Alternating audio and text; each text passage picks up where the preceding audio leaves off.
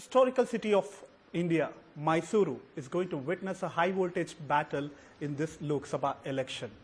Mysuru and Mysuru Palace is quite synonymous, and this time BJP has the king to fight the election.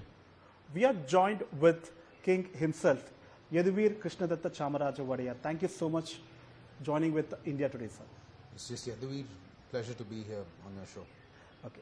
Sir, it has been an eventful year for you from last few years. From coronation to fatherhood, now nomination filed on behalf of BJP. You'll be the BJP candidate from Mysuru Kodagu constituency. How do you feel this? So,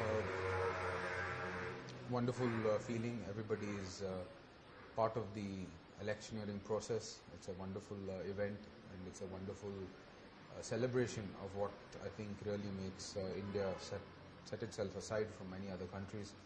Such a large population, such a vibrant culture, and such a diversity of not just opinions but of identity as well, all comes together in this one exercise of democracy and of elections. So it's wonderful to see and wonderful to be a part of it. So what made you to take a plunge in politics? Well, today's system that we have set up, the democratic process that is there, in order to work alongside that, we have to work within that framework, and to get authority to implement changes via policy or via rule, or even bringing development according to your own vision, you need to have authority, and authority comes by the people's mandate, and that is done by the electioneering process. So we are enjoying the process and enjoying having people believe our vision for this constituency and believe in the Prime Minister's vision for the nation, and it has been thoroughly a delightful process so far. How it all started? Many say that when Prime Minister Narendra Modi visited Mysuru Palace on Yoga Day, probably everything started from that day when you click this particular picture. No, there was no political agenda on that day. The Prime Minister was celebrating the fact that Mysore has a tremendous contribution to modern yoga. T. Krishnamacharya was brought down by the then Maharaja of Mysore and started teaching yoga in the Maharaja Sanskrit school here in Mysore. And his proteges of B.K. Iyengar and Pattabi Joyce took forward the tradition, and Vinyasa, modern yoga, owes its lineage to that Mysore heritage. So he was celebrating that aspect, and the aspect that Mysore has played a tremendous role in yoga, and of course its positioning now as a soft power. I think it was in cognizance of that. So there was no discussion about politics on that particular? No, certainly not. Okay. So your erstwhile was with Congress. What made you to choose BJP? Well, each person has their own way of looking at the world, their own perspectives, their own vision for development, their own ideologies, their own beliefs. And mine align very well with my party. I think that is crucial. The person who is standing, the candidate, should be well aligned with the party's own aspirations and their own ideals and principles as well. So I think I have a good alignment with the BJP overall, and I think that bodes well for us here. So when you talk about a king or a dynastic politics, you always talk about Raj Dharma. But your colleague who is an incumbent MP, Pratap Simha, had a narrative set where many people used to call him that he was non-secular. How it is going to be yours? Well, Raj Dharma and these things are principles that can be followed by all leadership across the world. It is not limited just to kings, etc. I have maintained across the board, and none of us have ever claimed these titles of kings or rajas or any such thing. There is a palace heritage that has, of course, a royal leaning towards it due to the fact that it stemmed from being part of the palace heritage. But aside from that, we operate and under the law and under the constitution, well within the rights of every common citizen, and we look forward to taking it like that. Our sitting MP has done wonderful work here, and he has of course his own views and his own opinions about certain things. We have our styles in the which way we will do our work. Okay. But we will be, I think, showing our colors when the time is right, and see what, when the challenges that face us, we will take the right decisions and stand by what is right.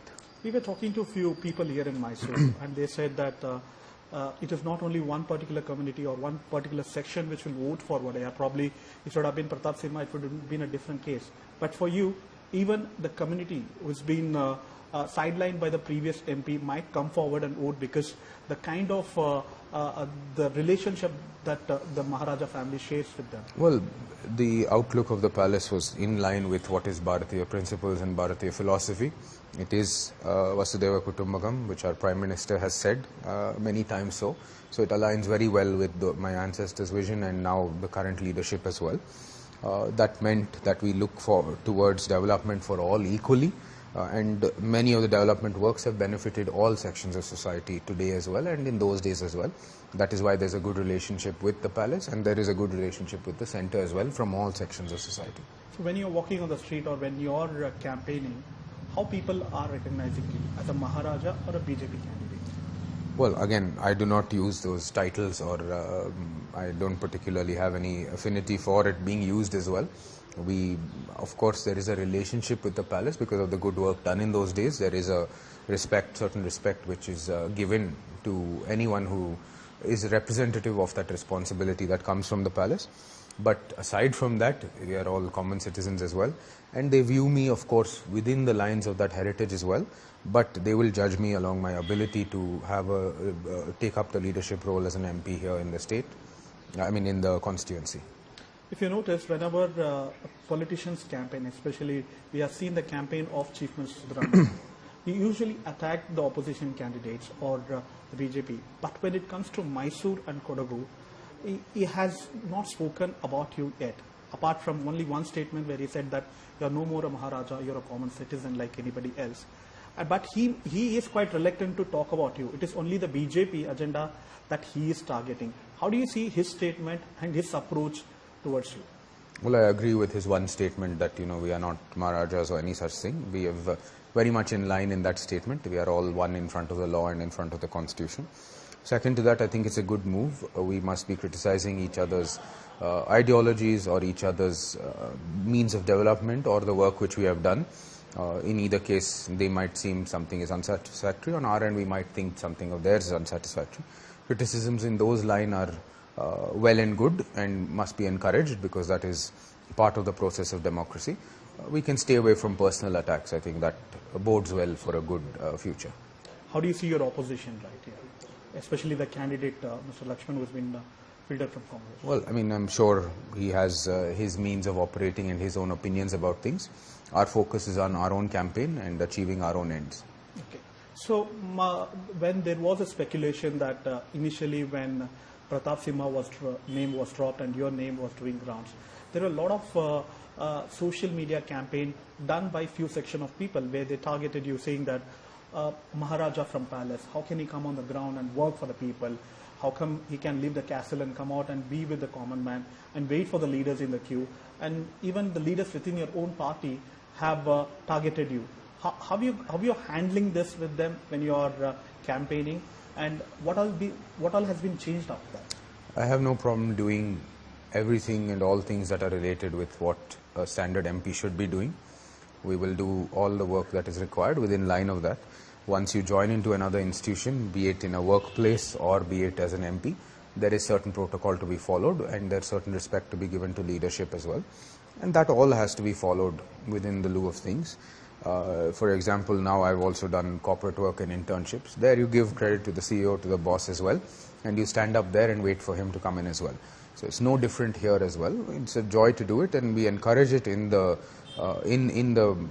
wonderful system that we have in democracy. These things are meant to be encouraged and there is nothing to be lost by doing it. In fact, you have much to gain from doing it. So you mean to say you were mentally prepared for all these things much before? Well, there's nothing to be mentally prepared. Like I've said, showing respect and giving respect to elders and to leaders within your own party is something that you gain from, nothing that you can lose by doing that. Talking about Mysuru, sir. So if at all, if you are elected as a member of parliament from Mysuru Kodagu region, what have you envisaged for the development of this particular constituency? Well, both constituencies, I've mentioned many times, are uniquely aligned in their aspirations, even though they have different cultures which are unique to themselves. Mysore very much would like to remain as Mysore. The identity of Mysore has to be preserved. And the same is true for Kodagu as well. Yep. They're very prideful of their heritage and their culture, and they want to keep it sustained and alive. Kodagu has a particular affinity for environment, for the Prakriti, for nature, and they would like a concern there as well being kept in all development works. Mysore is particularly keen about its heritage and its built heritage. Both areas require all tourism aspects as well as a big driver of the economy here. So that has to be organically developed so that it, in Kodagu's case, doesn't harm the environment and the nature, and in Mysore's case, doesn't harm the heritage of the city. Alongside that, both are dependent on agriculture. Coorg, of course, famously for its coffee, Mysore for its rice, ragi and cotton. These have to be given the appropriate nudges in the right places so that farmers' incomes are increased and they are given the right sort of encouragement to continue growing these heritage crops that they have in both districts. There is also the feature of industry in Mysore, which has given a big push over the last 10 years, but needs further pushing in order for it to really become a consistent economic driver in Mysore. And the last aspect important to the Mysore region is IT, of course. That will be given, of course, a huge push in being a supporting pillar to Bangalore. This is your vision. Why do you think that the people have to vote for you? Do you think they should vote for you or for the party? Both is true. You need effective leadership at the center in order to deliver on the ground. The same way a company requires an effective CEO for a ground level worker to conduct his affairs, you need effective leadership. In that, I think the BJP is far outpaced any other competitors on the field. And in being a bridge to the Prime Minister's work here in Mysore, I look forward to that, and surely people will judge us on our ability to do so and our aptitude for the job as well. What is your area of interest in politics? Well, I come from an economics background, obviously, so that environmental economics, if you want to say a further concentration, I'd love to work on the environmental side of things and making India grow sustainably, grow efficiently. I think these bode well for our foremost principles from our ancient times as well. We've always been a nature worshipping society and a nature loving society. And so keeping in line those principles and building a sustainable future is key, not just for India, but for the entire world as well. And given all the strains that we have, our population and our growing youth and etc., these aspects, I think, will play a key role in our growth going forward. So, day after your candidature was announced, B.S. Yadurappa spoke to media, and you were present at that point of time where he said that you joining the party has boosted BJP party in the old Mysuru region. It is not only Mysuru Kodagu region, but also Mandya, Chamarajanagar. It is going to help. How it is going to help the party, sir? What is your contribution when it comes to these areas in the Lok Sabha election? Well, certainly there are much more experienced people within the party to strategize in terms of electioneering. They will utilize whatever influence we have in the right way, I'm sure. We're yet to chalk out those details, but certainly I'm expected to be present in other districts as well. And but obviously I'll give the right push to my constituency as well and the right attention that it requires, alongside, of course, helping the cause of the party within the state. Sir, BJP always targeted dynastic politics. You also come from a dynasty. How do you see these kind of politics about dynastic politics and BJP? This has been made abundantly clear at multiple times. Dynasty isn't the issue in so much as there is one dynasty controlling the entire political party. Furthermore, I'm of the firm opinion that within our constitution and within our rights, we are allowed to be judged by our own character, our own behavior, our own aptitude for the work ahead, and I'm sure people of India will do the same. Sir, what is the kind of response that you're getting when you go for a campaign on field? I know that you have actually started. As cheesy as it sounds, it's been a wonderful experience so far. There's been a lot of enthusiasm, there's been a lot of goodwill, and that I'm sure will translate to confidence within me as a candidate. There has been, of course, very many messages of how the development should happen, very many pieces of advice onto how I should conduct my affairs and what I should do. All have been accepted, and certainly we'll take them all into consideration if we are to be elected.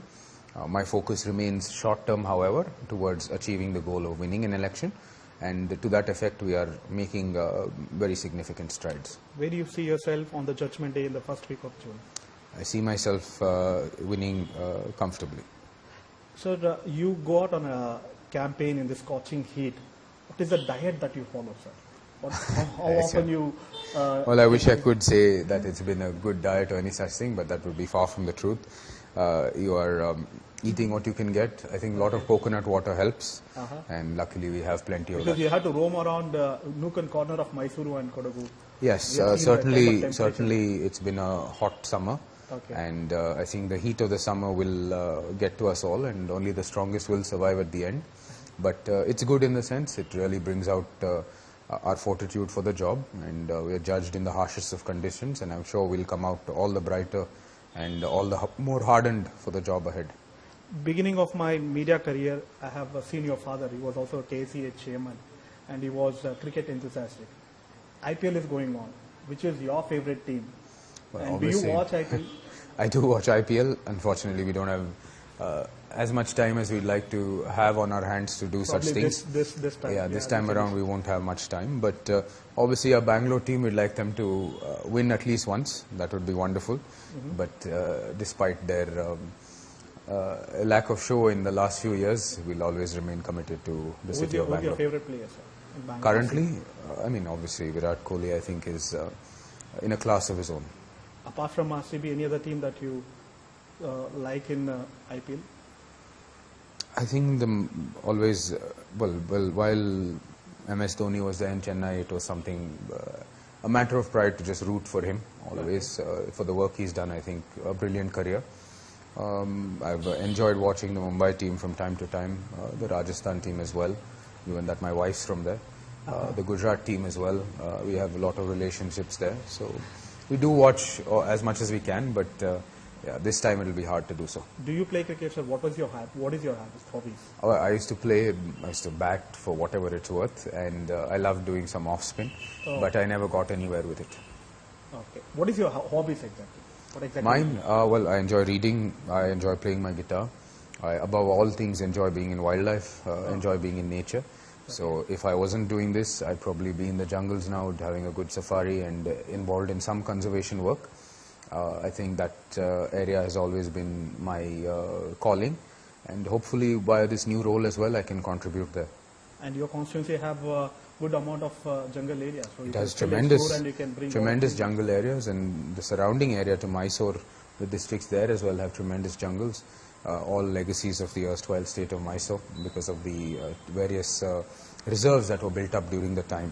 So it's and a family sort of love affair with the forest, and yeah, it's I think a great pastime, a great hobby, as well as something that gives you the required ritual peace to get away from the sort of hectic life that we have. Thank you so much for your time. Thank you, sir. Thank you. Good Anytime. luck to you. Thank you. And we are looking forward to meet you again. Pleasure. It's my pleasure. Okay.